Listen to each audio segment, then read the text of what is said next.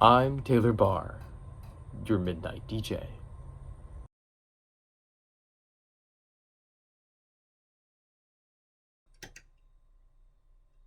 That was Come Around by Rhett Miller. Yep.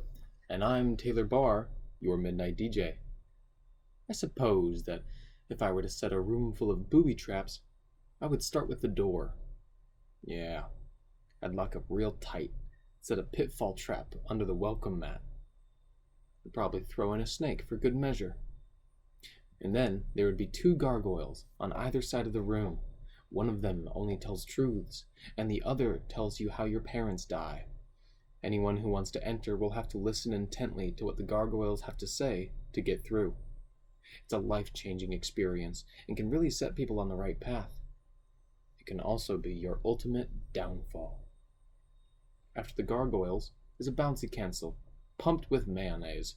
The seams are ripping, and you've got to act fast. And then I'll throw in some of that radio style I am so drawn to by playing inhuman frequencies at damaging levels. And if you can make it through this part, you're a trooper, and probably deaf. I think I would end the room with a mirror. The final trap is yourself. After all that, was it worth it? To see that this effort was simply for a golden apple? Was it worth your hearing? Was it worth your fear of snakes?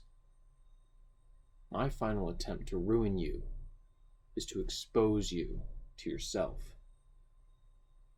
When was the last time you really felt like you? At the end, there'd be an exit, too. Up next, Level of Concern by 21 Pilots, and after that, Rain King by Counting Crows.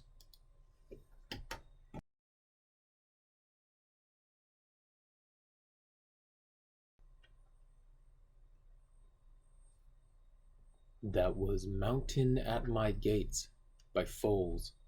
I'm Taylor Barr, your midnight DJ, and a tiny bird flies between the sub-atoms. It bobs and weaves from particle to particle, both particles at the same time, because we observed it and therefore it's not exactly predictable. The bird theoretically exists, but practically doesn't, and vice versa. The bird picked up a skateboard somewhere a very long time ago, who really knows, and has been working on mastering the craft. The bird simultaneously kickflips and ollies over an electric pulse in your brain. It grinds on upquarks and slaloms strange matter. The bird has no idea anything outside of the tiny exists. The bird is completely convinced that its reality is the only reality that is. He's a monster, is what he is. That bird would do anything it could to destroy us if it knew that we existed. Luckily, it does not know such things, and thus we are safe. Instead, the bird focuses its efforts on malicious pieces of the universe. The bird destroys hate where it can.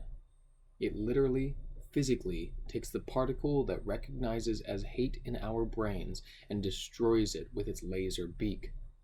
It pecks through the nasty stuff that hate is, yellow and gooey, like cow dung. And then, having lost all of its bonding power due to the beak, the particle dies. The bird is neither foe nor friend. The bird just is. Up next, remember